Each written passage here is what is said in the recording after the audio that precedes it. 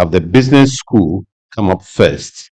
They will have 30 minutes, and we're going to discuss the infrastructure cluster of the GTP, and then the environment, science, technology, and innovation and natural resource cluster. So two sets of issues under two different clusters.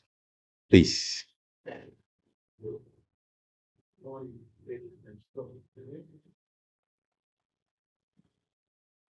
Good morning, ladies and gentlemen, and good morning, Mr. Alan Shamati, uh, aka Alan Cash. Good to see you. Um, so, thank you very much for the very clear statement of purpose, as it were, of why we are here today. Um, I am a student of public administration, even though I had a business school. So, um, one of the things that I have loved to say to everyone who has aspiration is that pursue them and convince people that you have aspirations. And so it's the same thing I'll say to you, that you have aspirations to be the president of our country, pursue them and convince people that this is worth doing. But of course, within that course of pursuing the aspiration, we too, who you demand of us, of votes, would also pursue you with our questions. And so um, I pray that it is done within the remit of civil discourse so that we do not think we can't do. I think it's one of the other things that I feel terrible about when we talk about our country. Um, because, like you have said, people and other countries where people have done things, when we school with them abroad, we do better than them. When we compete with them, we do better than them. So if they get things done, why can't we also? And so that there are young people here to say that we have to keep our aspirations as a people, and then and we pursue them together. I have a number of questions for you. I've read the, um, the plan. It looks to me that this is a very good plan, and perhaps my reading of the various development plans that Nkrumah had. This is one of the ones that I think also clearly mapped out what we have to do to get to where we want to be. So I think it's a very good thing. Yeah, so I'm happy with that. I need, however, to ask you how you intend to prosecute this. Number one, I on infrastructure, because that's what we were asked to interrogate, and I'll leave a bit of it for my colleague, Professor Kobi Mensah.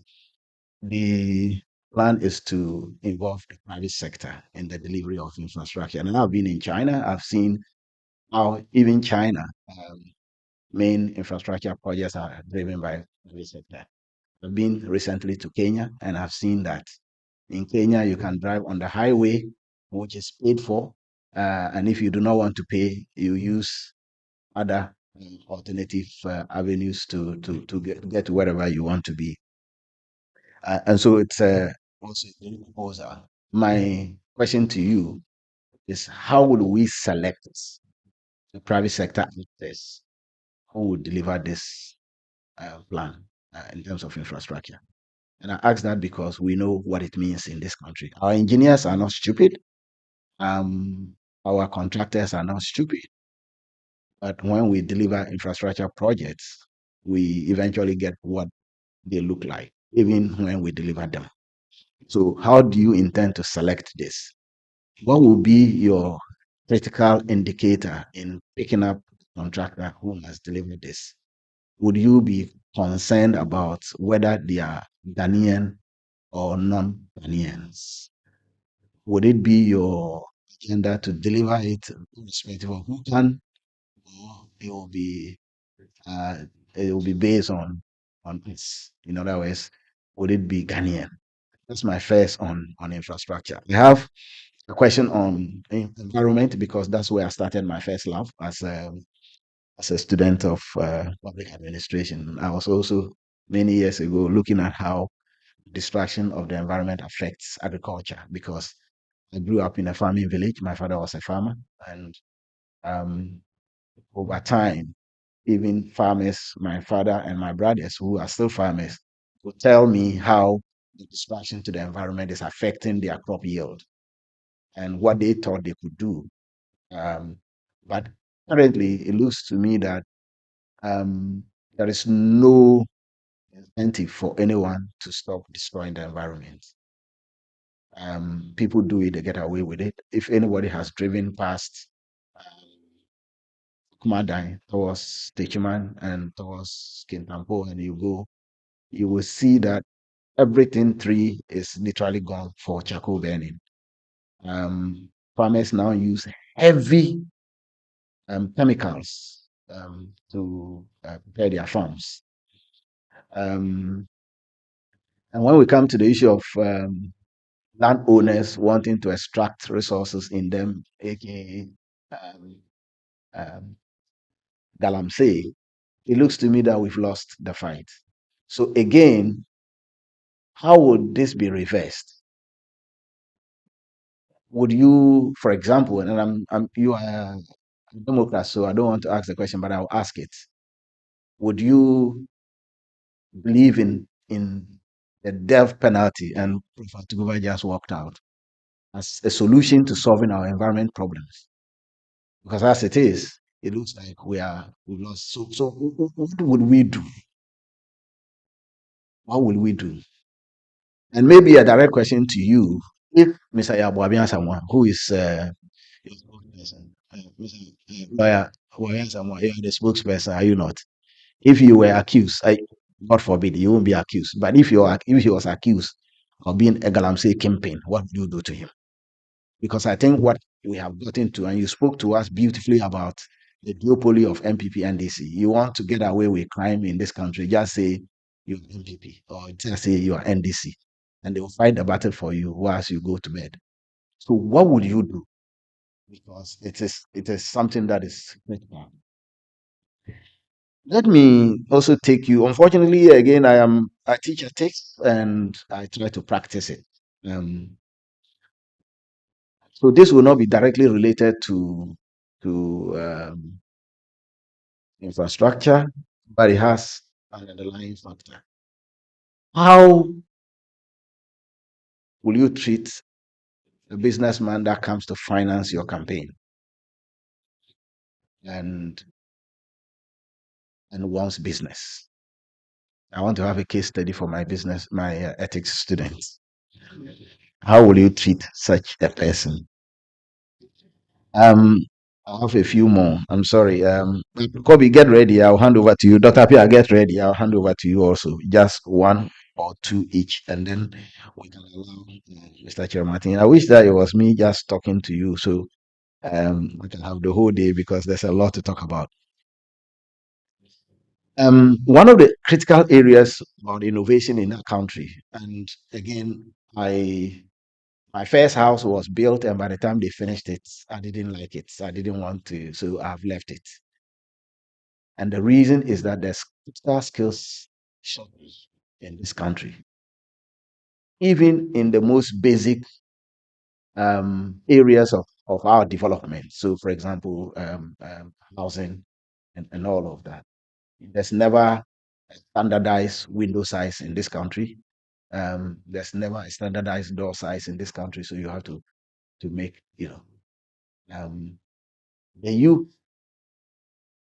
have been extremely unhappy with the extent to which we have brought them along in the course of development. So, how would we address these critical skill sets, especially that our young people now consider our country as not ideal for them to live in? How would we do that? Um, Maybe you want to connect that with the way we deal with STEM. Um,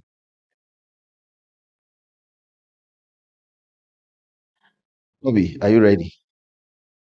Officer Kobe Mensah is now the last one. Maybe before then, I can leave you. Is how would we measure success? What indicators would we be using when we were done? In other words, how will we identify success when the great transformation agenda or plan is delivered? Thank you. Professor Kobe Mensah, do you want to come? We will stand by you. Please come. Uh, you can ask one or two, and then Dr. You ask one or two. Sorry. Thank you, Dean. My dean subject me to respond. I think that, Dean, I had actually looked at other areas without knowing that the business school was restricted to infrastructure. So maybe if I will be permitted. Forgive me. So I gave him the the invitation and asked him to prepare questions on behalf of the business school. And I didn't tell him that it was restricted to infrastructure and organization. So he gave Permit me for that. Thank you. All right, thank you. So, local look at one of them, which was about the Ghana incentive-based risk sharing system for agricultural lending.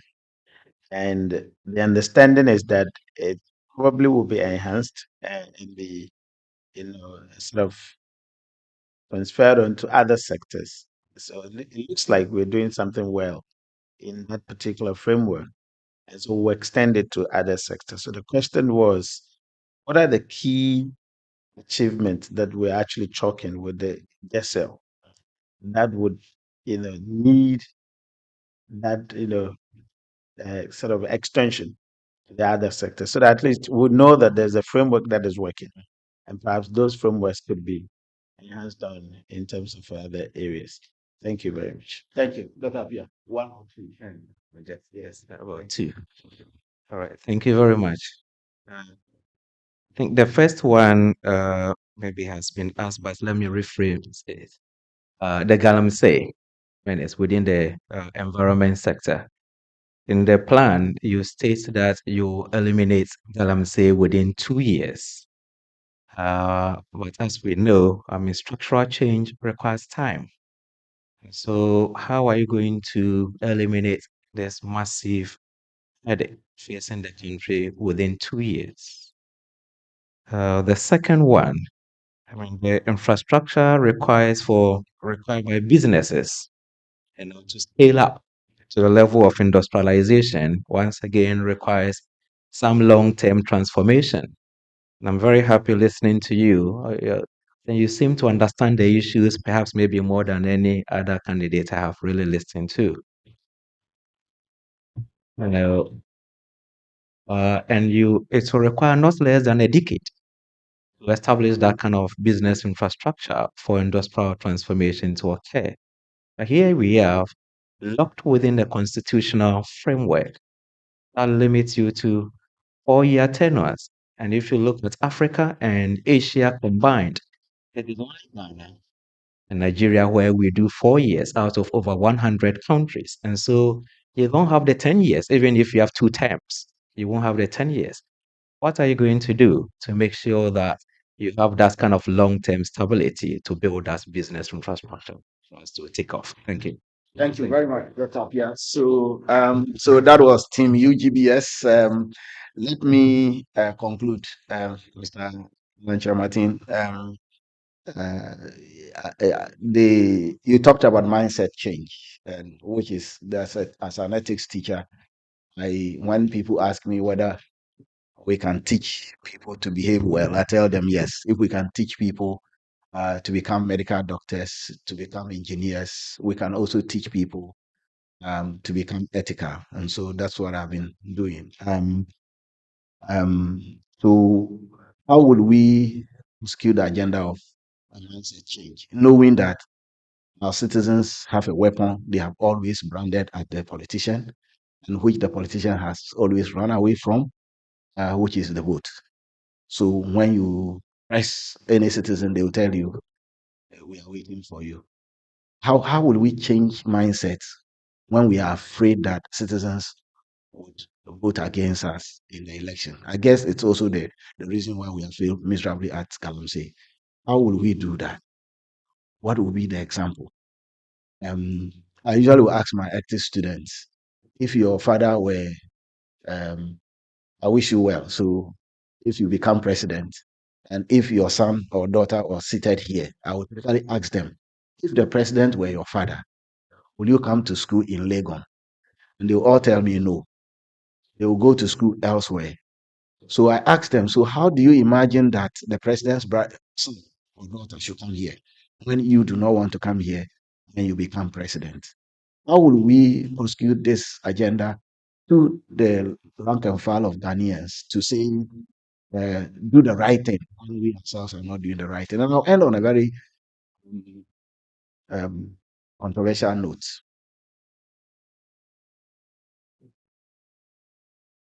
I'm currently on the school to construct a building that will cost us 250 million Ghana cedis.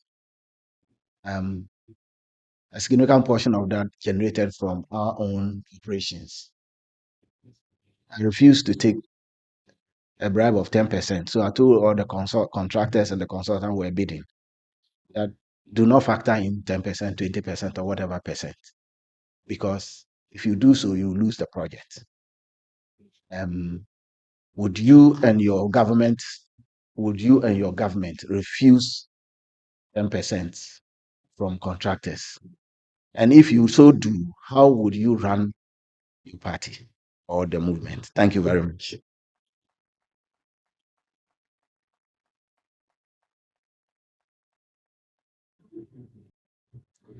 You know,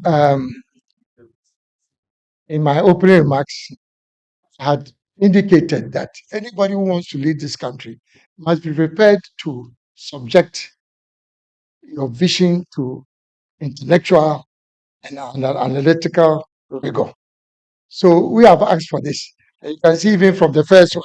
It's just on a lighter note, I think during Jerry Rawlins's time, he was on a trip to Volta region, and he was sitting at the back, obviously with the tinted windows, and there was this policeman who stopped the car.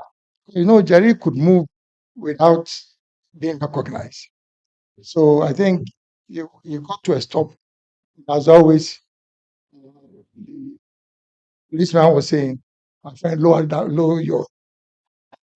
The driver said, "Oh, take your time, lower your glass." Who is sitting at the back? Say, do something, do something, like that. So he was trying to insist that the person at the back was there. So I think Jerry heard and he lowered his glass. The man said, "I suck myself." So this one, I asked for it. Only number one.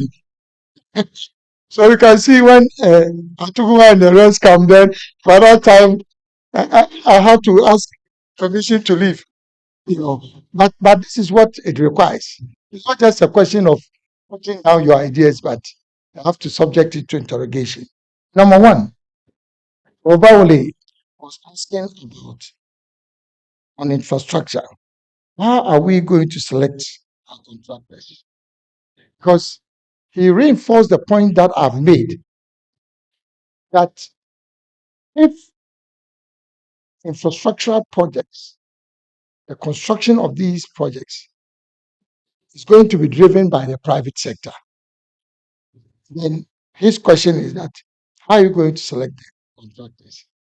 But before I answer, Prof, I want everybody in this country to understand that what I'm proposing, we have no choice but to do what I'm saying. Because this mindset that government can use internally generated resources, finance infrastructure, it doesn't make sense. It's not sustainable. It ain't gonna happen, and that is why we are where we are. The money will never be there. And even for the most matured economies, where they've been able to accumulate, they don't even do that. So the first thing for us to appreciate is that it is not going to happen.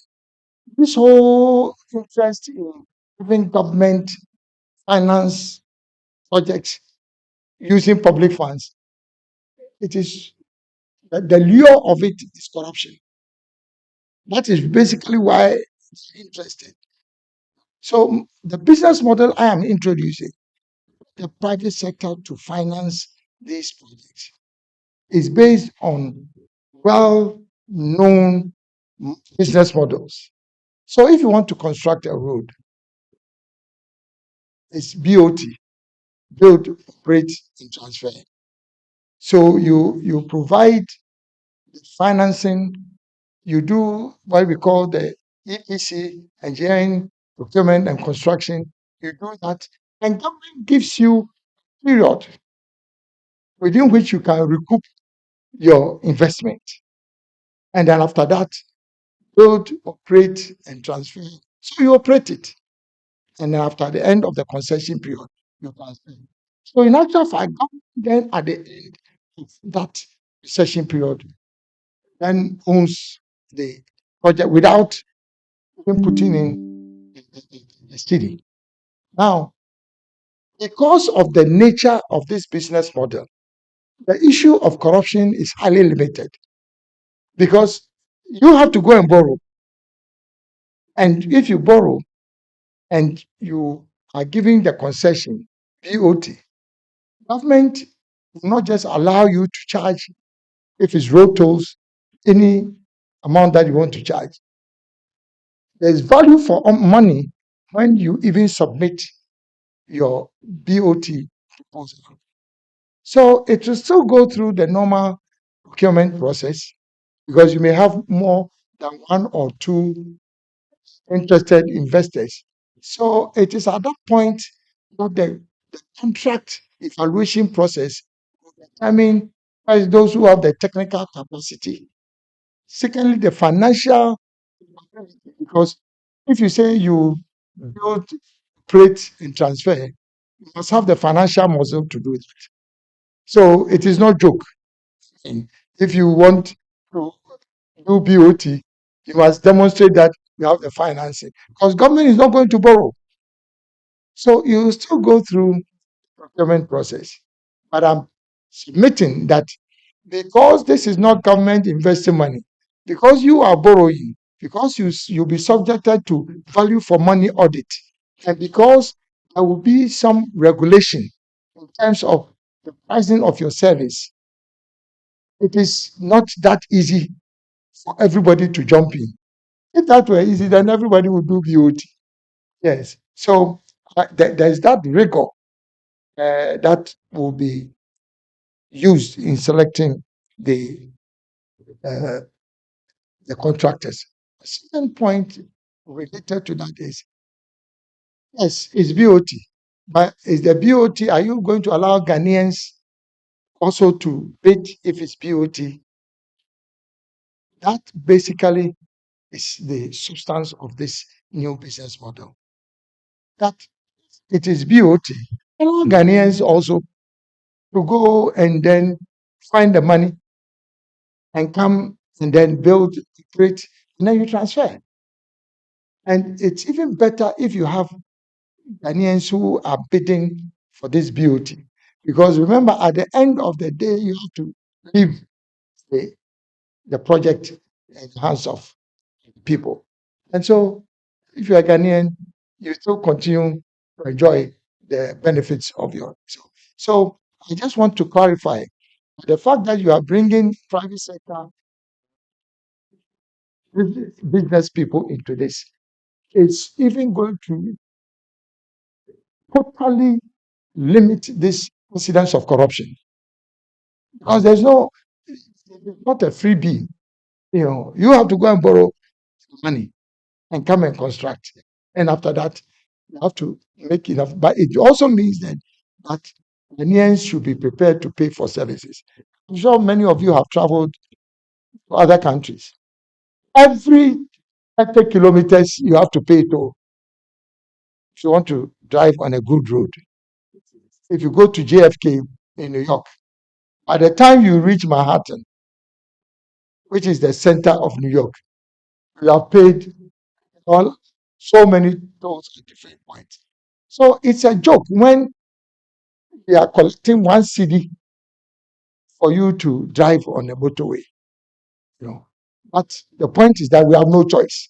We have come to a time where we have to bring private sector in to finance infrastructure projects. And this whole thing about, but for security reasons, how can you ask private contractor to finance the construction of an airport? It's very dangerous because you don't have control. They are not serious. Do you know how many national, major international projects that are owned by private sector? So many of them. There's even one Nigerian who owns one of the major international ports in the world. So it's a question of not understanding how the world operates. How the world operates. So, Prof, I'm saying that we have no choice. This is the only way to go. And the GTP is focusing on that. So that was in infrastructure. Number two, with a very important point about environment. Now, if there are no incentives to deter people from abusing the environment, then obviously they'll continue to abuse it because there's no deterrence. So, the entry point for dealing with that, first, the legislation or the legal framework, the regulatory framework. That is the starting point. Because if you don't have a regulatory or legal framework that serves as a deterrent, violating the environment, then people will violate the environment. Number two is institutional. Because if you have an environmental protection agency, that as it is for most public sector institutions, that does not really appreciate the need for delivering quality services in that department, and obviously people will continue to abuse it. How is it that you have a situation where people are building, in areas where they have not been zoned? It's all a question of, indiscipline. So it's not just the law, it's also the institutions that are required to superintend the whole area of environment protection. Last but not the least is the mindset. Is the mindset. You see, yes, you can have the law, you can have the institutions, but if the people themselves are still living in the dark ages, then they don't even care. They will violate the environment, and then you catch them. It's so for me, these are the three entry points for us to deal with it. We've made obviously some commitments under the global frameworks for environmental protection. All this of business. So that is also another entry point for us to respect the commitments that we make to these global frameworks. Not that having COP27 and then you have a delegation of 30 or 300 people just going there to drink tea and have biscuits and things like that. When you go, people are talking, you must understand the value. And interestingly, now there is even value to protecting the environment. Because once you get into climate change, that you can make money from trading carbon credits. You can actually make a lot of money trading carbon credits. That if you reduce your carbon emissions, you can make money out of that. You related this to Galamsey. Like you're saying, are we prepared to shoot people if they are not involved in Galamsey? As soon as you talk about that, you see how people will be protesting. Oh, wake it to you see. So we have a mindset problem. They are polluting the waters. The waters, when they are polluted, will kill you. For somebody who is polluting it, you don't want anything to happen to them. That's why people, even non-Ghanaians, realize that as for Ghana, you can do whatever you like and get away with it. So why would you not come and do Galamsey and pollute your waters? So I think if you look at my business model, when I come to Professor Appiah, I would respond to that. But he was asking about that in respect of the protection of the environment. You know, that's what Prof's interest was. Number three, campaign finance, because you teach ethics, very important. We don't have campaign financing regulatory regime. And those are some of the things that are proposed. But the point is that if you want to go into politics, you must plan and make sure that you have the resources to execute your campaign. If you are going to ask for favors from business people, and what you are talking about, obviously, become a major constraint on you once you get into office. Yes, people may want to help you because they believe in your cause. So that is different from they expecting favors because they are supporting you. Whichever way you look at it, if Alan becomes president, the businessman knows that with Alan, it doesn't matter whether you supported my campaign or not. You have to do the right thing. And so I'm happy that I am who I am, and people have known for this for many years. I'm not going to change. So for me, that's the only way to deal with that. Yeah. And also, let's understand that if you are committed to reviewing the Procurement Act to ensure that you limit the incidence of corruption through government contracting, then if somebody helps you, he still has to go through the Public Procurement Act. And so there will be a constraint. Then number four, skills shortage. And I'm happy that you talked about skills shortage because we are talking in Ghana about the lack of jobs. But do we have a trained workforce in Ghana? We don't have a trained workforce. People who come and invest serious money in this country sometimes are compelled to bring in people from all over come and work. So I'm happy you are raising this in an academic institution. It is a joint responsibility of government and the private sector to prepare the workforce of the future to feed into the kind of skills. If you look at my GTP, the kind of things I'm going to do if I become president, even just from an industrial transformation point of view, 10 strategic anchor industries. We need to prepare skills for those industries now and not in the future.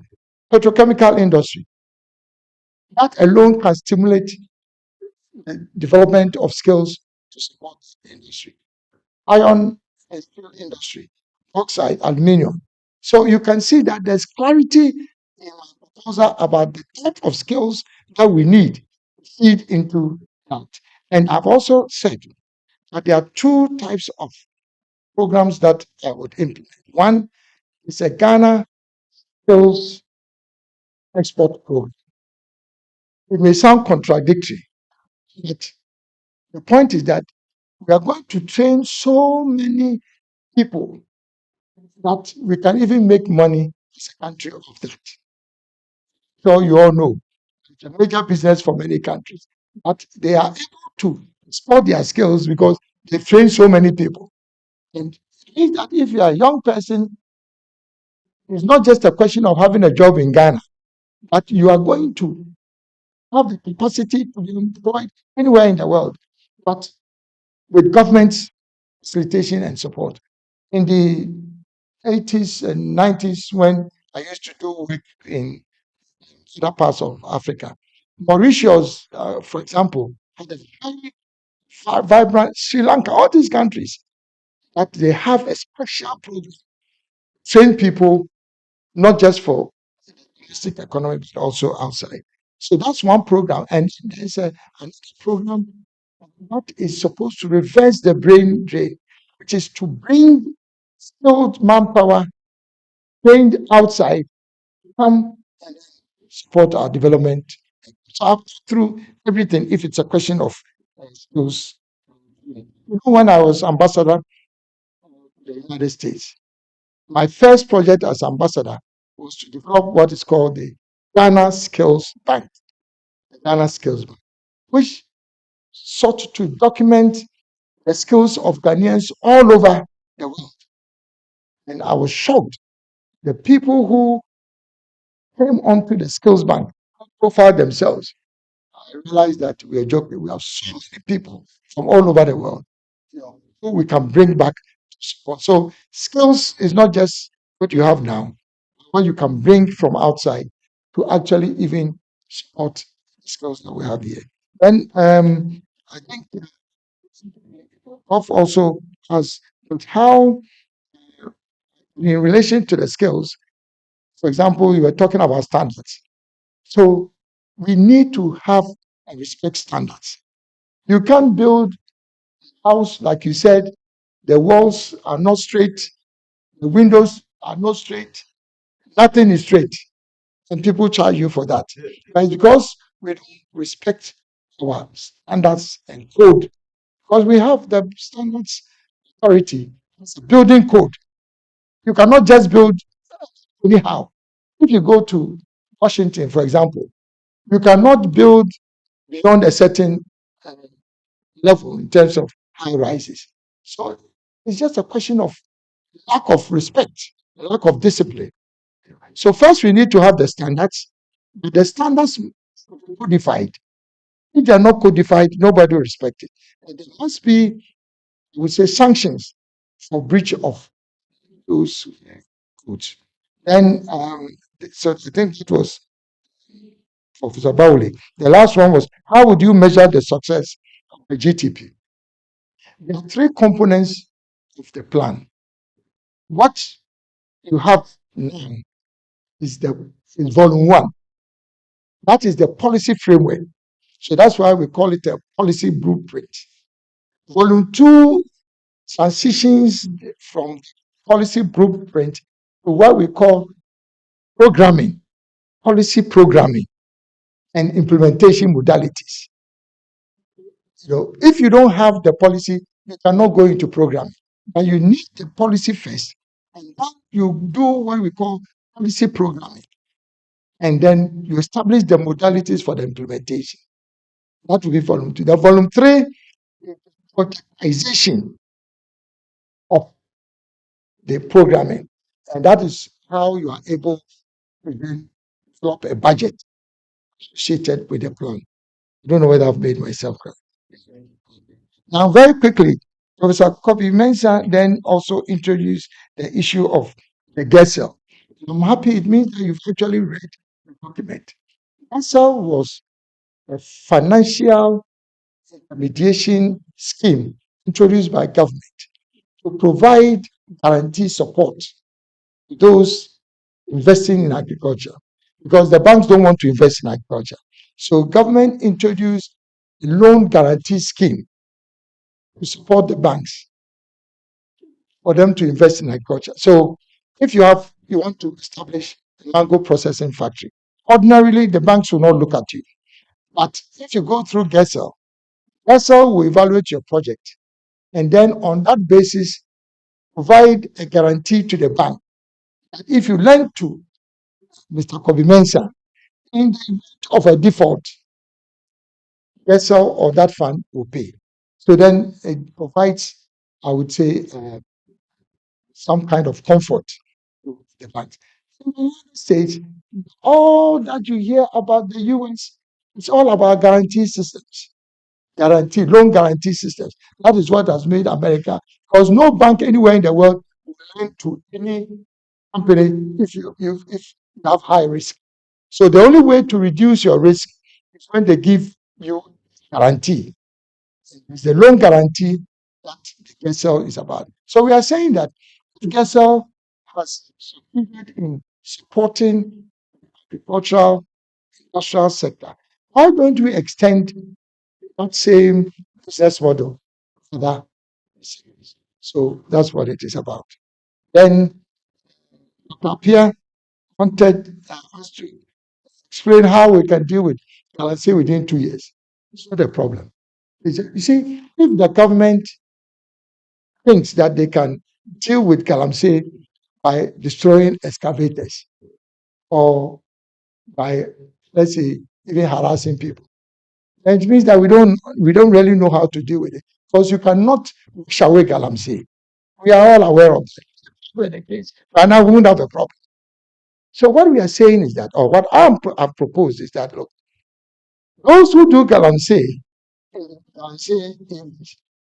it's just like in farming communities. That is their normal job for them, day-to-day work. But the reason why it is called Galamsey, meaning illegal mining, is because they don't have the permit. That's the only reason why it is legal. They don't have the permit. And everything that you are doing that is on undercover operation or Galamsey, obviously, it means that you don't have the right license. So I've proposed that. Don't let us harass these, because they are not going to go away. They will go underground. They will come. So what you do, which I've done with other sectors successfully, is that you introduce a corporate commercial sense to support them. If you go to a particular area and you have different groups of young people doing Galamsey, you group them and then establish companies, mining companies for them, proper mining companies, so that they become the owners and shareholders of that company. It's a youth-owned company. As soon as it's not cooperatives, it's a new model that I've introduced. You corporatize, you corporatize the business. Immediately you put that formality around it, they will sit. And you also now provide seed funding for them to buy equipment, but the right equipment, and you give them working capital on a work to pay basis. If they need excavators, you import excavators and give it to their company, because it's now a formal company on a work and pay basis, and then you give them working capital. Then you give them the license, mining rights, EPA, Minerals Commission. That's all. Because they're already doing their business. So even 2 years is too much. You use the first year to make sure that everywhere you have the business, you put companies for them, and you actually also now bring management expertise to support them. That's the hand holding that government needs to. I don't know whether, Professor, you know. I've done this, 9% the first time. And I decided that to elevate cassava from a food crop to a cash crop, I brought together 10,000 farmers, 10,000 small scale farmers, and I created a commercial company for them. That the company was owned by these farmers. And I imported equipment for them as a loan, free. And I recruited the branch managers to get to support them. And lo and behold, it's the same thing I'm talking about. Their very first order came from Nestle International. So it's not rocket science. It can be done. Then I think that there was this issue of infrastructural requirements, number of infrastructure projects that you need to put in place for you to have transformation. So if it is only when government believes that they have to finance the infrastructure project, that's where it becomes a problem. But if it is private sector that you are inviting, within 2 years, whether it is a railway, the roads, any type of infrastructure, you put in the regulatory framework and the incentive framework, you have to incentivize them for them to come. All these things will happen at the same time. So when I talk about rapid quantum leap, it's because it is not government resources. This is inviting the private sector to do it. And the private sector, they have the money. When I was Minister for Trade, in President Ford's, within a matter of 1.5 years, I was able to bring 5 out of the 6 global auto companies in the world to Ghana without spending a peso. Just policy. We put together the right policy, and 5 out of the top vehicle manufacturing companies are in Ghana. We are producing Volkswagen, Toyota, Nissan, Kia, Hyundai, Peugeot. That's through the right policy. The money is there, the money will come. All you need is to provide the right environment. And then last but not the least, I think it was still Professor Pierre, I'm not sure. The mindset change. Oh, no, it came back to Professor Kaoli. Mindset change. How do we prosecute this great agenda without the right mindset? Is that correct? Yes. So you are speaking to the converted. That is why mindset change is one of the clusters. If it was not a cluster, then I would agree with you. But we have already recognized your worry. We made it one of the clusters. But you have to change the mindset. People understand that succeeding, and it has to be on meritocracy. There's nothing like, I know somebody, protocol. What is protocol? Even to go to university, one protocol. So I think that it's all the mindset change. And I think once we do that, Ghana will rise again. That's what I think will do. Yes.